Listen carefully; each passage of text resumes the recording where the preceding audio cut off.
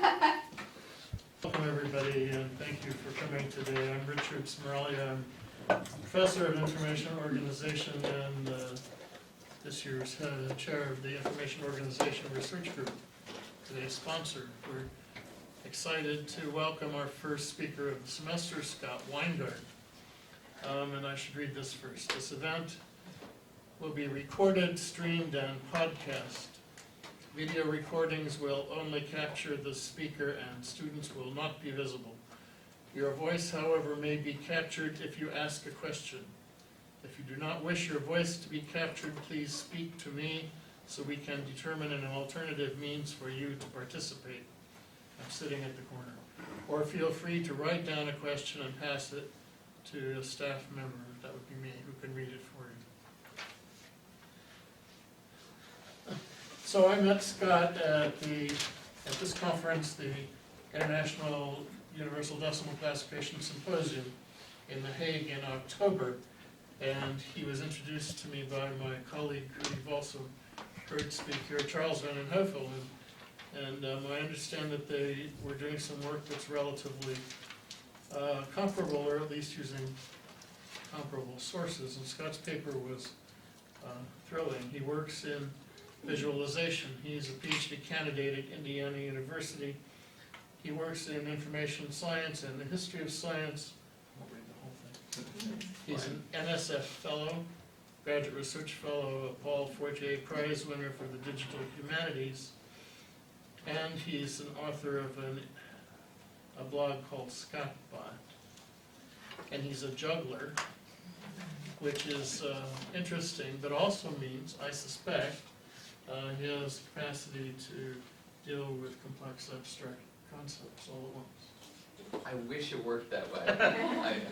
It would be so nice if those skills translated. Thank you, Scott. Thank you. And thanks for inviting me and for coming out to see this. Yeah, like I had mentioned in the abstract, what I'm going to be talking about today is the progression of visualizations of knowledge structures. And I think a good place to start with that is the word knowledge itself, as it comes from Germanic roots. So we have words like wit or wizard, and this comes from the German, the same German root where Wissenschaft comes from, which is the German word for science or knowledge. And this comes from an Old Nordic word, vid or wid, which means wood or tree or forest. And so the word for knowledge has been associated with the word for trees for really quite some time, and the metaphor runs extremely deep. We have phrases like the root of the problem, or branches of knowledge, and these all betray the extent to which the metaphorical relationship between trees and knowledge extends. Even when you go back to the biblical roots, you have the tree of knowledge, whereupon the fruit gives you knowledge of good and evil. And so this relationship runs extremely deep. In the Roman times, in the Middle Ages, the metaphor of knowledge as a tree was something that provided order and structure to the cosmos. Everything had its place in this time period, its philosophical place. And the tree of knowledge was also the tree of entities, was the tree of philosophical concepts, was the tree of everything. And you could have a building, or the concept of philosophy, or God, or man, all on the same tree. And it was a relationship of how things fit hierarchically together, theologically, transcendentally, ontologically.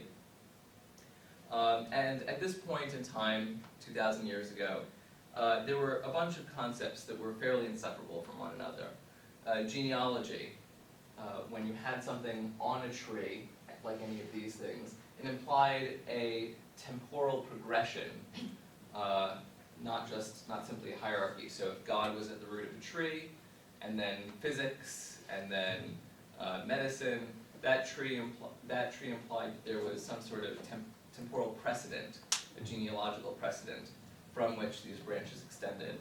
Hierarchy. There was an importance to the hierarchy of knowledge.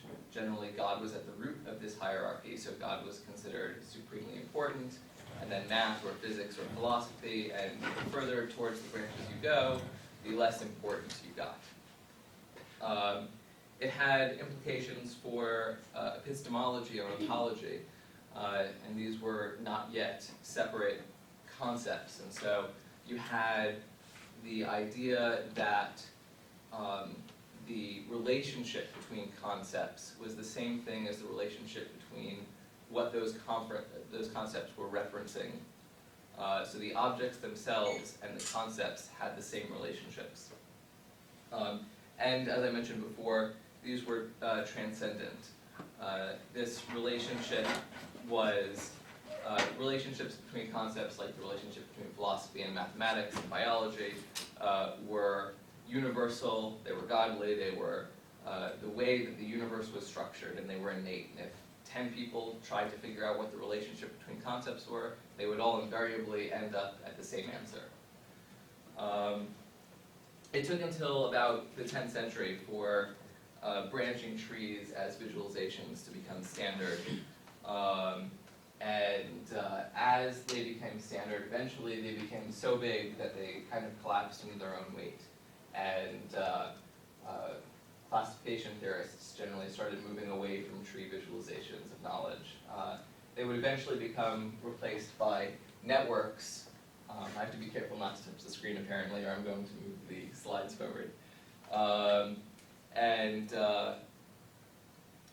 With the addition of these networks as visualizations, you start seeing the lack of any particular center, the lack of any particular root.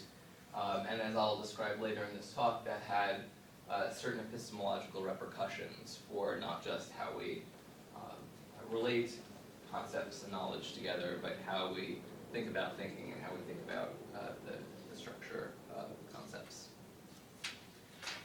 So I'm going to start talking a little bit about the epistemology of visualization, and specifically the history of how objectivity came to be.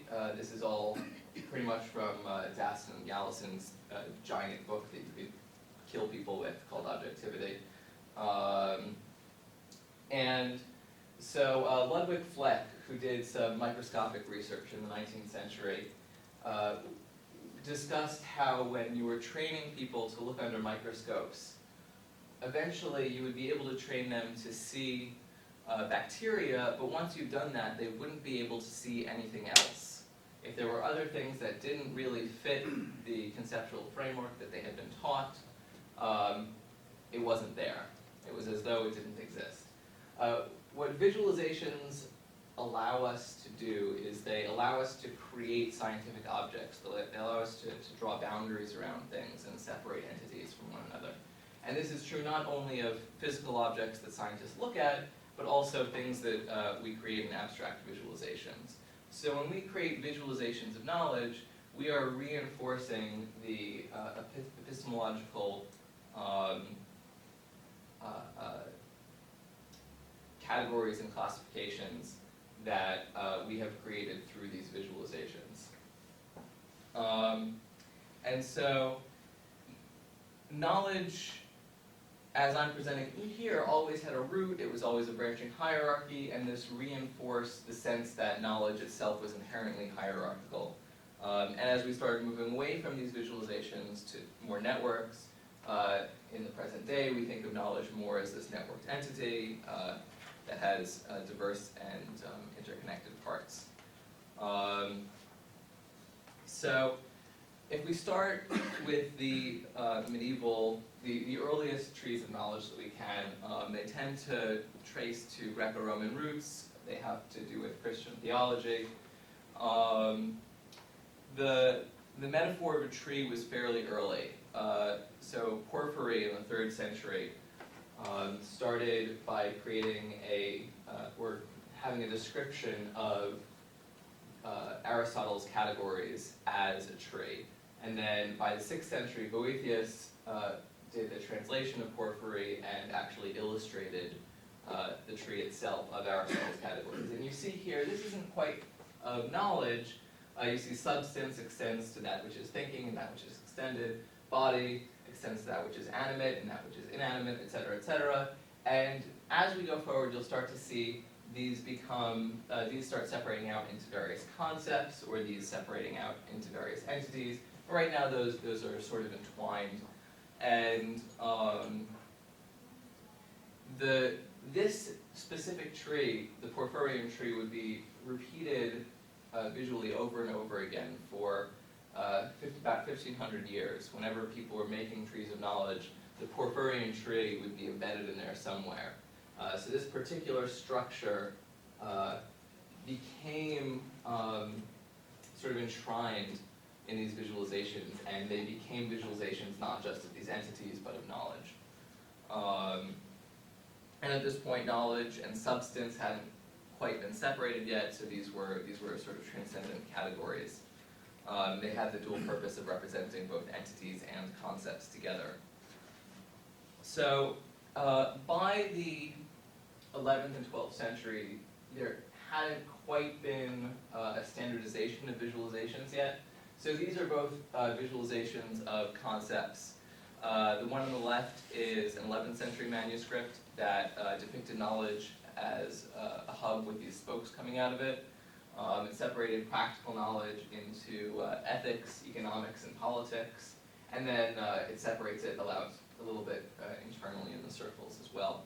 And then the one on the right is a 12th century manuscript.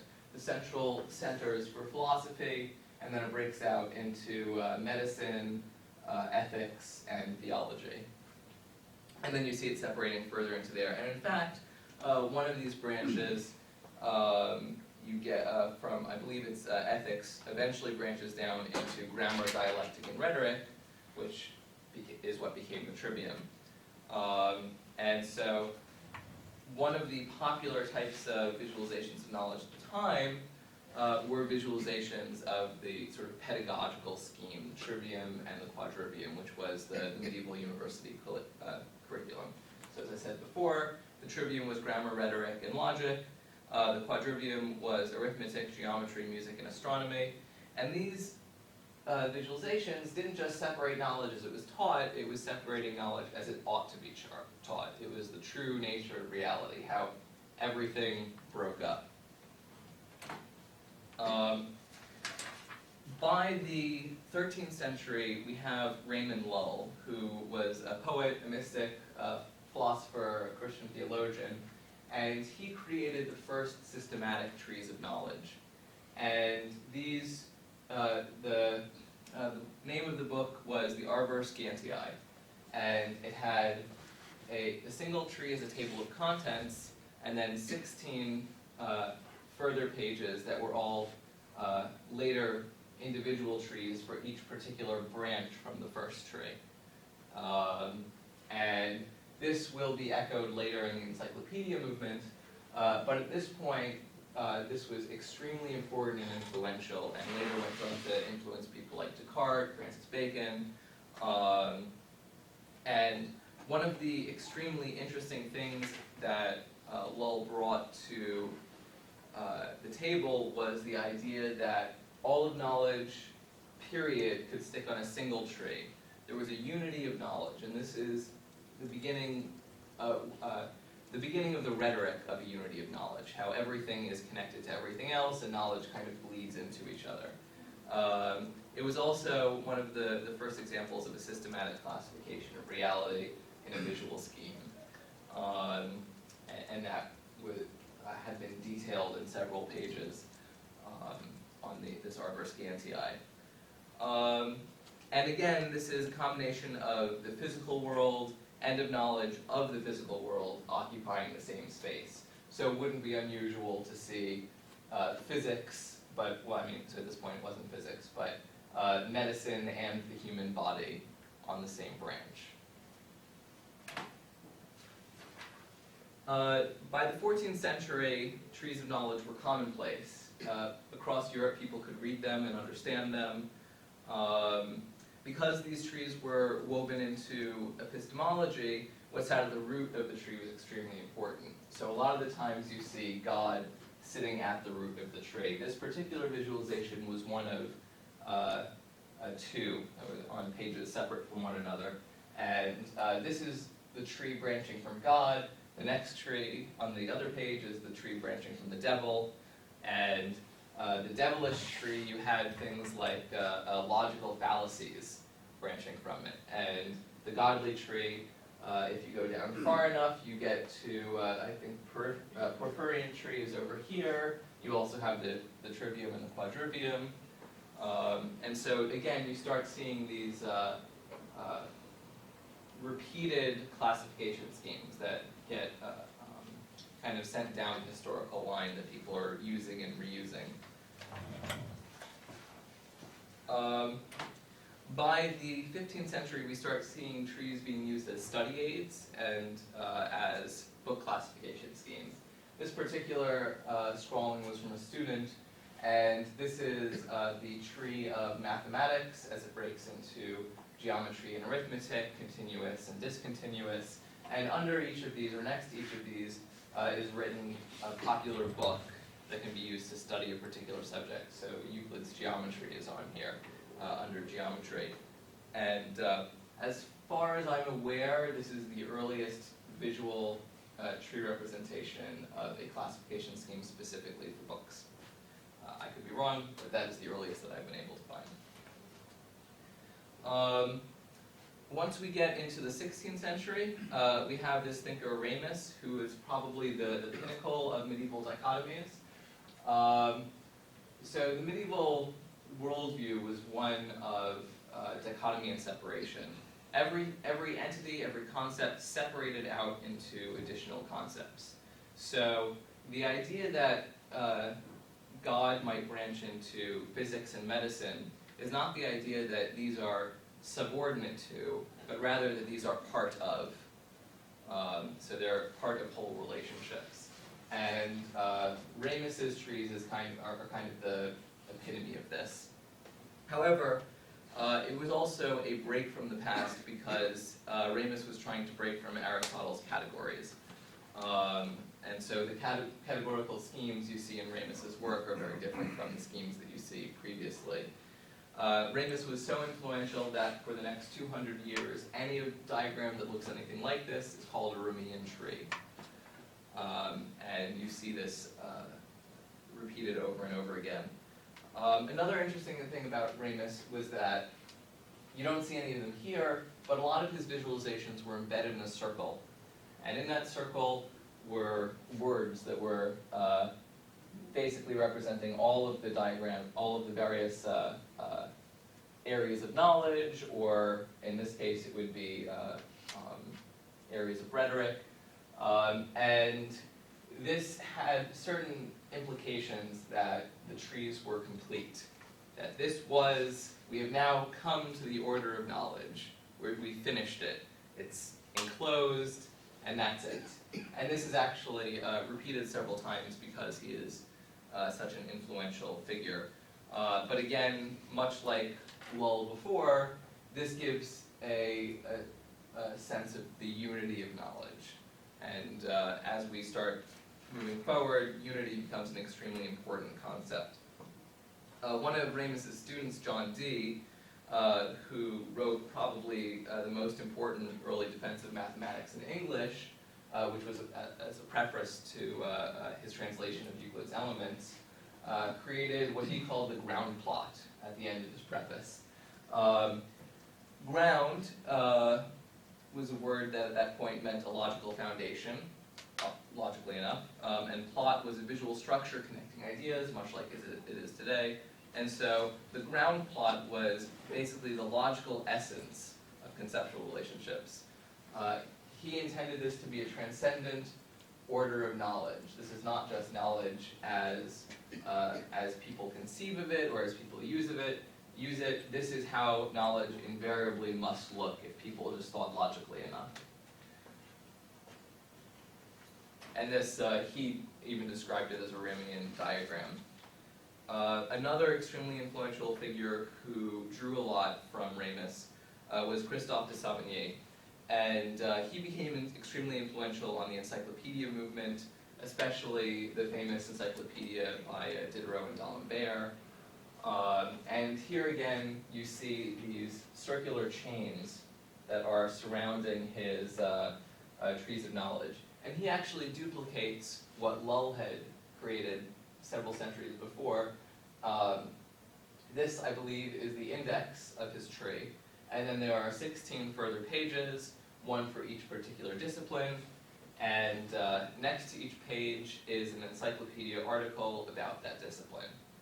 And so this is also an example of one of the first encyclopedias. And each of the bits of knowledge are in a chain around the tree, suggesting that this is an enclosed thing. It is not something that can grow or change. This is the order of knowledge as it is. By 16th century, trees were pretty much the only way that people visualized knowledge. They had stopped using any other visualization techniques. Everything were in these hierarchical trees. They were often used as tables of contents for early encyclopedias. This particular encyclopedia is Gregor Reich's Margarita Philosophica from the 16th century. The roots frequently trace back to God. Everything was sort of fitting in its own cosmological place.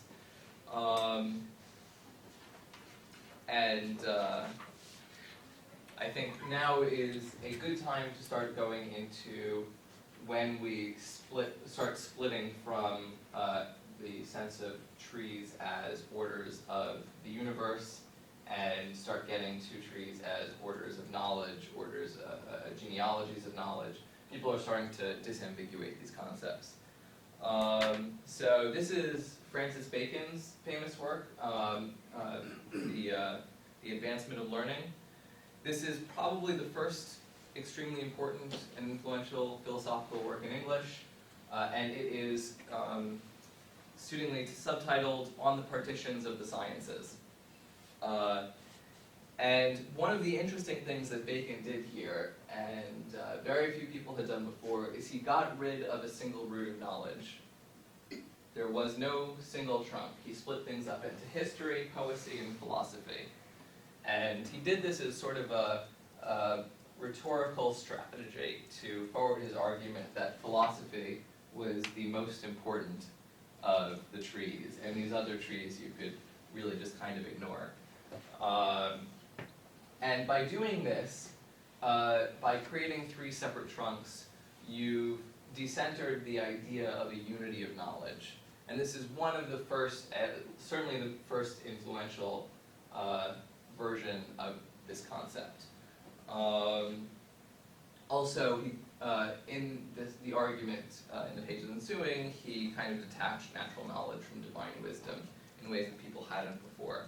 On the flip side, a slight contemporary of his, René Descartes, whom we all know, was also using the tree structure in his own philosophy. He wrote that all knowledge is like a tree, of which metaphysics is the root, physics the trunk, and all other sciences are the branches that grow out of this trunk. Descartes' tree still only had one root. It was inseparable from God. And something very interesting about Descartes' tree that I think betrays the extent to which these trees were extremely important and so basic and fundamental that even a great thinker like Descartes stumbled over his own philosophy when using trees like this, because he had medicine as something that was growing out of physics. Now this, and psychology is something that was growing out of that. And this is something that fundamentally would not have fit with Descartes' mind-body dualism. And this is something, because trees always had to have a single root, he was forced into this idea that these had to be connected to each other in some way. And yet, one of his more famous philosophical stances, this mind-body dualism, is something that would have been incompatible with these trees, and yet he still put them both forward.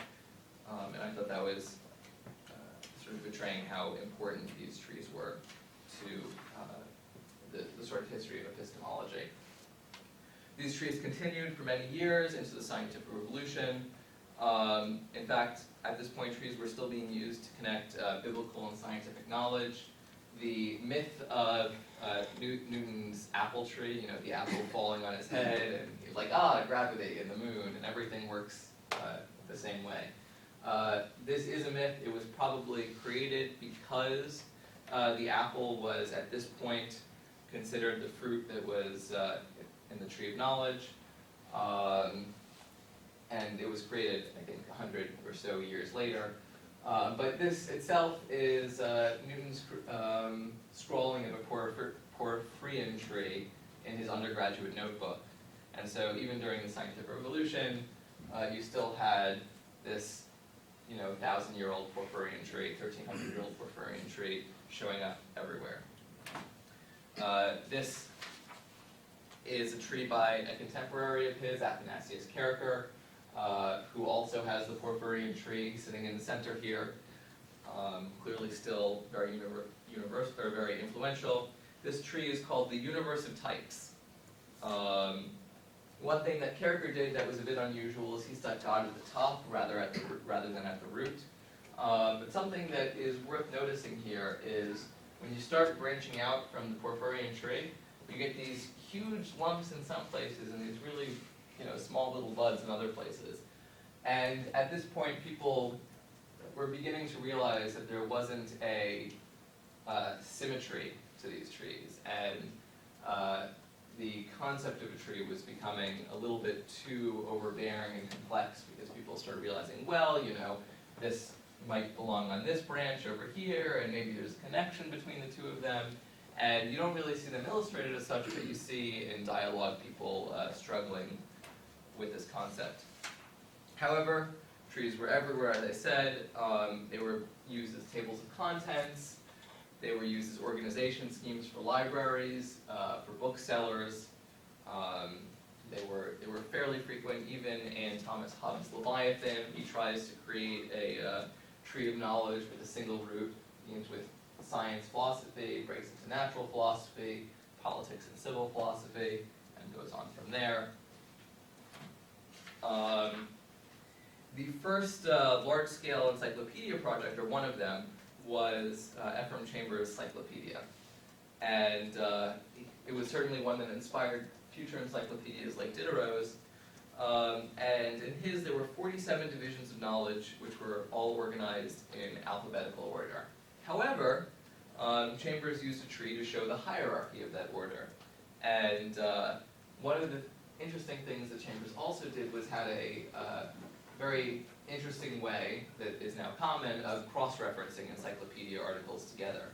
And so you start getting the sense that the separation of knowledge, which is equivalent to the separation of concepts listed in the encyclopedia, can be cross-referenced. It is not strictly a hierarchy. There are strands that connect between one branch and another. The culmination of the encyclopedia movement, of course, was Diderot and D'Alembert's encyclopedia. The editors both claimed that unified orders of knowledge were essentially arbitrary. They had, at this point, suggested that there was no such thing as a natural order to knowledge. There wasn't even a good reconstructible genealogy of knowledge. However, Diderot later wrote, they had to organize their encyclopedia somehow, so they decided to use a tree, because trees were default. And while in theory they tried to separate genealogical order from natural order and from the order of their encyclopedia, Diderot wrote, "We have chosen a division which has appeared to us most nearly satisfactory for the encyclopedia arrangement of our knowledge and, at the same time, for its genealogical arrangement." Even though they said there's no such thing as a natural or genealogical arrangement of knowledge, they said, well, this gets pretty close to the genealogical arrangement of knowledge. So you see it's still a highly influential concept. And in fact, a few years later in the Encyclopedia Britannica, one of the editors wrote, "The use of such a map still undermined the inherent disunity of sciences." And so in this Encyclopedia Britannica editorial, you start seeing people mention the disunity of sciences and how you cannot have a hierarchy, because the sciences are not in a unity. And this is probably began with Bacon in the Advancement of Learning, when he broke off knowledge into 3 branches, but now it's something that's becoming fairly commonplace. However, just because it's commonplace doesn't mean it was everywhere. So, fast forward 40 years or so, Samuel Taylor Coleridge tried to create an encyclopedia. And the encyclopedia that he tried to create failed beautifully and masterfully. I believe they stopped publishing it after the 2nd edition, or the 2nd volume, because what he wanted to do was publish every article in the proper order, such that you only had to cite previous articles in the encyclopedia. You never had to cite articles that had yet to be written. Suggesting that Coleridge thought that there was some sort of natural progression of concepts such that everything could be arranged in a very specific order. As I said, this failed. They stopped publishing it. He wasn't able to do it. And still, even after this, you see people making these vast hierarchies and these assumptions that everything can happen in a specific order. Probably the culmination of this conceptual movement was in Charles Peirce, his architectonic philosophy in the 19th century. He had this sprawling classification system, and although it didn't have any individual root, it really connected with this Kantian tradition of a single, unambiguous structure of knowledge that people would eventually find independently. What replaced the unity of knowledge wasn't a disconnected chaos. Instead, it was the organization of knowledge into separate, distinct, and loosely connected disciplines that I'm sure everyone here are familiar with in the classification systems that cropped up in the 19th and 20th centuries. In the mid-19th century, however, Herbert Spencer wrote that it was time to dispense of trees of knowledge altogether. He said, in reality, branches break off and reunite and overlap. Knowledge is more complex than trees allow. There is no common root with basis in neither nature nor history, and science has to be represented in a more multidimensional fashion. And so the things that came after Spencer, while they were less implicitly hierarchical, they hadn't really been replaced by any particular visualizations until we start getting into people like Ottley, who is inspired both by Spencer and the Dewey Decimal, and Dewey. So he co-created the Universal Decimal Classification System. It used combinable facets that also can account for dimensionality of knowledge. He also very deliberately broke free from the arboreal tree metaphors that had come before. His visual metaphors were much more mechanical.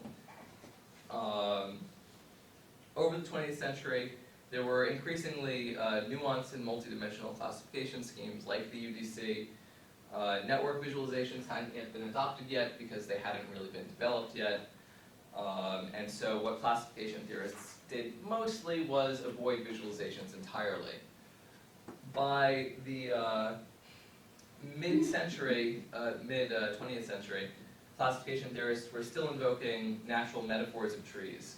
An exchange between Ranganathan and Dunker Davis likened knowledge to a banyan tree, which is a fig tree from India. Banyans grow multiple trunks and expand in every direction, and they're like this vast network of wood.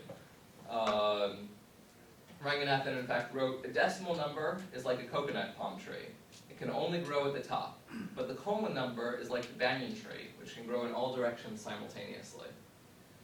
Dunker Davis replied that the UDC system is also like the banyan tree. He wrote that no philosophical or scientific system can any longer be recognized as the base of the UDC.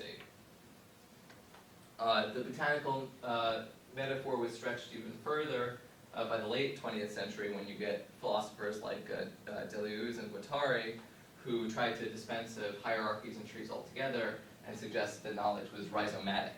It was like a root ball that grew in every direction and had no discernible center.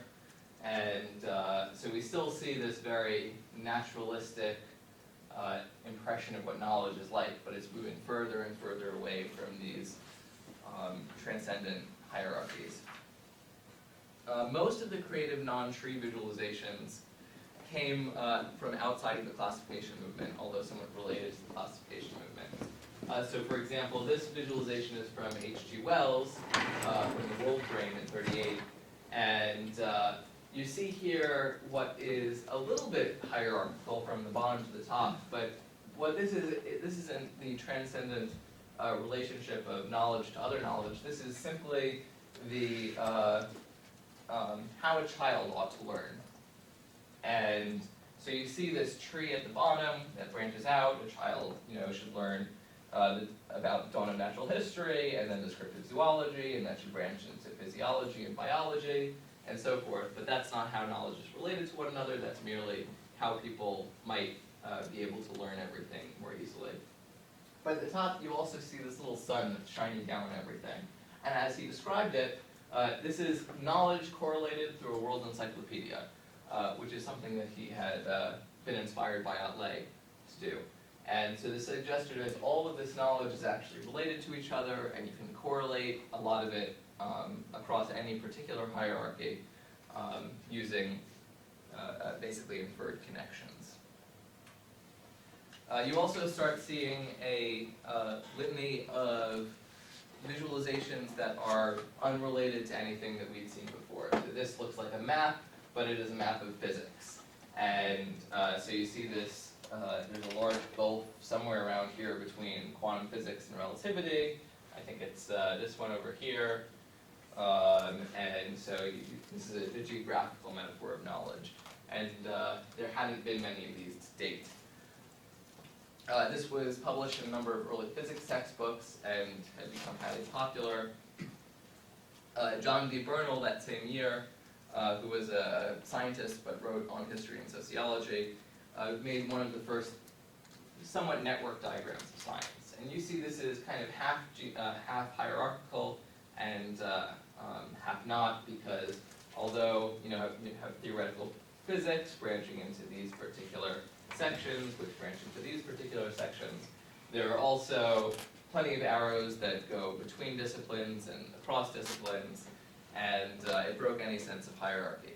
And according to Bernal, this wasn't the relationship of knowledge, this was the relationship of social and intellectual connections between the sciences. So there was the sense that there's a social aspect to this.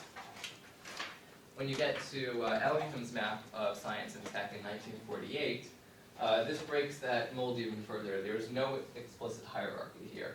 Metallurgy is somewhat related to geology, which is somewhat related to biology, and the only relationships here are adjacencies. If something is next to something else, it is more similar to it.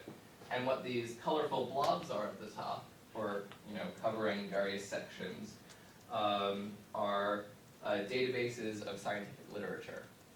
And so this was basically an early library, or not early, but this was a library classification scheme, where you could look up various research subjects based on these blob collections. In the 1960s, we finally started getting these formal network diagrams showing up to represent both science and technology. But this particular visualization is the genealogy of the tape recorder, how the tape recorder came to be. And by this time, we start seeing these visualizations are getting smaller and smaller and smaller to the level of the specific person or the specific paper, and we've kind of stopped talking about the unity of knowledge entirely. Knowledge is now a completely dispersed thing. It doesn't have any sort of unity, nothing connects to anything else, and this fits fairly well with the postmodernist perspectives that are starting to appear at this time. However, the unity of knowledge starts coming back when people start making citation maps out of bibliometric databases. And so this is a co-citation map from 1985. They started appearing in the 70s. But by the 80s, they're doing citation maps of entire bibliometric databases. And so they're calling these maps of science, and although they notably lacked any areas outside of science, like the humanities or any other conceptual areas, these were supposedly a representation of all human knowledge and unity. And we start getting back to this sense of unity of knowledge. About this time, also you have people like Wilson talking about consilience of knowledge and everything coming together. And so the rhetoric is fairly standard across disciplines and the way people are discussing things. So visual and epistemological rhetorical shifts took place when creating these network maps of science. There was no longer any particular root or any particular center. Instead, any discipline could be seen as the center of its own network. There was no hierarchy of importance. Also importantly, no longer were essence, knowledge, and genealogy combined into one map. In fact, there was a sense that these maps represent socio-communicative constructs, not knowledge in its essence, but knowledge as it's practiced. Given the engagement of the classification community with the web community and science-metricians, it's fairly surprising that there's really not many non-hierarchical visualizations of classification systems in this time period. There are a few, as noted here, but they were kind of few and far between. However, people are starting to do that. For example, some of the people from this UDC seminar that we were both at created this visualization of the this particular one, I think, is of the UDC.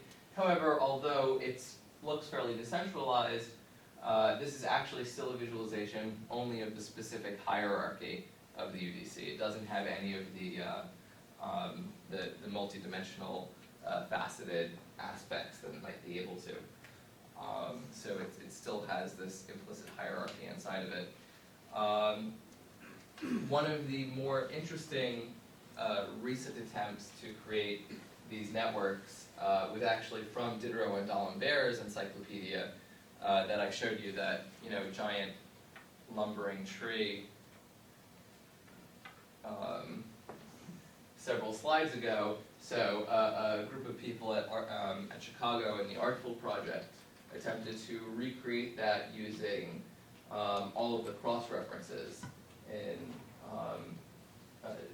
Diderot and D'Alembert's encyclopedia, and created this map of concepts out of that.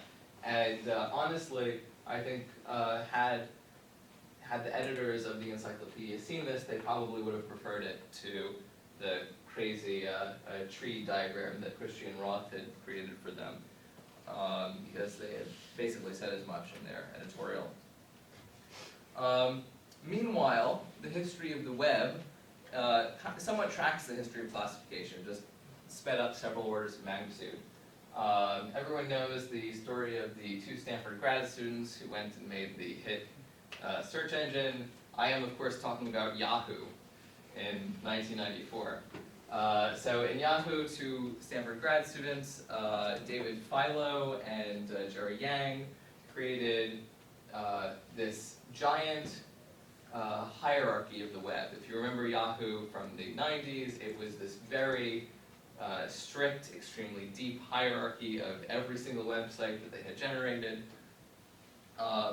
In 1998, Google came along. They said, no hierarchies, we're just going to make a search engine. And by 2000, Yahoo had replaced their hierarchy with Google search. Now they use, I think, Microsoft Bing search engine. That kind of underlies it. But that sense that hierarchy is no longer relevant is somewhat implicit in the design of the web. In fact, Ted Nelson in 1974 wrote of the web that it would be a new form of interconnection for computer files, corresponding to the true interconnection of ideas, which can be refined and elaborated into a shared network. Nelson then believed that knowledge was in truth non-hierarchical. It was a sense of how it was somewhat, if you read the entire article, it has this sense of this transcendent order of knowledge. and the transcendent order is would be as the web evolved. This particular visualization represents the activity of readers as they click through scientific articles, and so again, there's no particular center, it's all sort of diffuse. And I think I'm going to close with a few additional notes. By 2009, enough of the maps of science had existed that Boyack and Clavans have started trying to consolidate these maps together, and they were quick to point out in this particular consolidation article that the point was not to attempt to correspond to any ontology of knowledge, but rather to correspond to something that is a useful socio-communicative construct. This is a far stretch from the medieval knowledge maps that I showed you at the beginning, which illustrated relationships between concepts as they actually were, or even in the 18th and 19th century illustrations, which attempted to show the genealogies of ideas as they broke out and separated over time. The concept of a root or a central trunk was dispensed of entirely, and I think because of the historical moment where we're in now, it's important to revisit the visual metaphors that we're using. So we're starting to use these network diagrams, but people are starting to find that these diagrams are more complex than they are legible. And they seem to be becoming decreasingly useful as they start becoming more and more complex.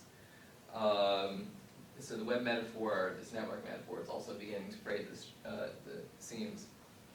And so, to bring this back to what I was talking about before about objectivity and how visualizations help reinforce the scientific objects that we use, I think that we're going to have to be very careful when we're trying to develop whatever the next step is for the visualizations of knowledge orders, because whatever we do develop is going to reinforce what how we think about thinking and how we think about the classification of scientific concepts. And that's it. Thank you.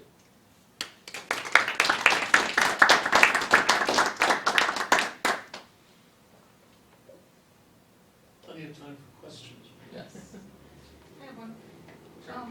We talked about this a little yesterday in our meeting, but can you speak a little bit to the fact that, now, as the mediums that we use change, we're more interactive.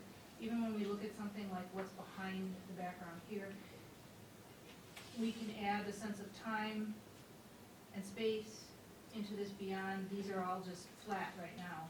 Mm-hmm. But when you go online, like some of the stuff you showed us yesterday, you can move through it. You could almost change your own electronic epistemology by grabbing one of those dots and standing where the dot is and seeing how everything goes out. Can you just maybe, my head's gonna explode, but maybe say a little bit about that? Sure. So one of the things that networks, as they exist now, as they're represented now, don't really do very well is show you kind of a node-side perspective of things. And so while we can see, when we're looking at this, okay, well this is the center, and these are all of the edges going out from it, and we can, say, zoom in and okay, only show me the connections from here. I think one of the things that are lost is that from any particular location, what the rest of the network looks like might be completely different. Not just the nodes will be moved around a little bit, but whether or not a connection exists between electrical engineering and brain science, that the existence of the connection itself might be different from the perspective of ecology than it is from the perspective of brain science. And I think that in order to get to what you're talking about, we have to have some way of acknowledging that different perspectives on the network will create very different objective visualizations of the network. So, I think Laura had her. The term, if you want to look this up, it's called an ego-centered network. But I don't think that's getting to what. It's not getting to that perspective, but sometimes in certain programs when you're generating the visualization, you'll be able to click on a node and sort of see how the network is affected, but when it's generated, it tends to be static. Yeah. Melanie? The last ones are they all generated by citation analyses, or is there either like text or title based, or? So this one is based on link click-throughs. Okay. So this Johan Bolin did. I think he was at one of the national labs at this point.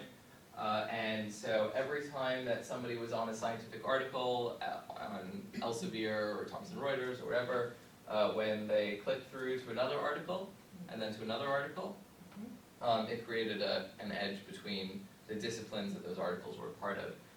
Now, one of the interesting things about this map is, whereas this previous map over here, I can't even find it. The humanities is kind of one little branch off of to the side, and nobody really talks about it or knows about it. In this one, the philosophy and the humanities and sociology are right in the middle. And so it's interesting the change in perspective that citations versus click-throughs will give you. So then how is the, like the multicolored dot center there, is that how like multidisciplinary, or like how would that be represented, or wouldn't it? Something that's interdisciplinary? I'm not sure what you're asking. Well, I guess maybe not this, maybe this map isn't the best one for that, but Can we go back to the other one? yeah, I don't know if there is one, but is there a way for interdisciplinariness to be represented or not? Like, where do these articles fall? They just fall on the edges, or they fall like closer to, cluster closer to the? So this is actually a huge problem with these maps. The issue with these maps is every single article falls within a discipline based on whether or not it's in a particular journal and how that journal is classified according to ISI's subject categories. Someone's already determining the discipline from the start Yeah. independently. There are other groups like Loet Leidesdorp in the Netherlands who are creating more bottom-up disciplinary maps based only on citation networks, and then kind of drawing blobs around various clusters of articles to say, okay, this is a discipline and this is a discipline. But I have yet to see a very good article connecting the top-down and the bottom-up approaches. Yeah, because even something like women's studies or something like that, where it has a place in, you know, or like, I mean, it's in science, maybe, I mean, there's like feminist empiricism and things like that. There Yeah. are feminist scientists and such, but It's extremely difficult. I mean, even looking at the two most popular journals, Science and Nature, where do you stick them on here? Are they in fluid mechanics? Are they in the brain sciences? Or, so it's very problematic. okay, thanks. Any other questions?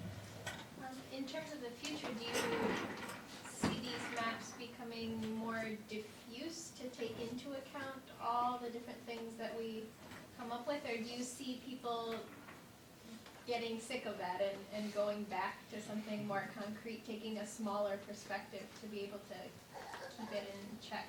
I think I see people moving away from these sorts of node and link diagram visualizations to something that is more concrete, but to something that I don't think has been created yet. I have yet to see any sort of visualizations that would really be well suited to the sort of thing that we're talking about here. But I don't know what that is. But I think that it will necessarily have to be more dynamic, so that we can get the mixture of the small scale perspective of what's around me right now, and also the zoomed out large scale perspective. But also dynamic because the nature of the relationships between concepts is extremely fluid. You know, what the relationship is based on citations, based on click-throughs, based on how people top-down categorize things, that will be different depending on what perspective is. And so it will have to be something that is able to, like a mobile that just kind of moves around when you touch it, it will allow itself to reorient itself based on what perspective you're thinking about. Those kinds of maps, what's the criteria they use for creating the labels? I mean, why fluid mechanics is called fluid mechanics? Somebody at Thomson Reuters in 1998 said, okay, we'll say history, philosophy, X, Y, Z, and A, B, and C are part of the humanities. We'll say these things, and so there are, 556 second level categories and 13 first level categories, and somebody decided that. That is the criteria. What do they do with new fields? I mean, because they are starting citations and articles and new fields, and so how do they determine that this is, well, this is information science, this is library science, this is new science? Mhm. How do they do if they just, Well, so basically what they do is the people who are making these particular schemes are continuously updating them. And so the maps, every 5 to 10 years, they release an updated version of the map with these different schemes. But it's certainly not an ideal way of doing it. It just is the best way that they've come up with to do that. Yeah, the criteria is basically, they get a bunch of subject matter experts in the room, and they say, what do you think? okay, Yeah. Laura? Can you speak to the level of granularity involved with the journals and classification systems and with the maps for things such as conferences and that are given a one-off classification? Yeah. So these particular maps, the granularity is down to, and in this one specifically, it's only journals that are recognized by ISI Web of Science to have a certain category. When you start getting to maps like Johann's, you get much more fine-grained. It's basically only based on whatever the classification is that that particular website has for the article. So it can get extremely fine-grained, but the issue with that is you have a lot of duplicate nodes that are very similar disciplines because two different web databases have slightly different names for basically the same category. And in this one, I think they went in by hand and tried to unify a lot of them. But I think the most interesting granular maps that are coming out are the ones like Lou Leidesdorf is doing, where they're doing a much more bottom-up approach. And they're saying, we will call something a discipline if it tends to share a lot of these properties. So has a lot of co-citations, has a lot of co-words, things like that. And then they'll go in and ask experts to say, can you label this? Can you label this cluster? Can you label that cluster? So you're using citations and text? Yeah, For so that one? actually, not this one, but the one they made right after this was based both on citations and textual similarities. I don't remember exactly what algorithm they used, but it was both. And it was actually direct citation, co-citation, bibliographic coupling, and textual similarity, all kind of rolled up into one.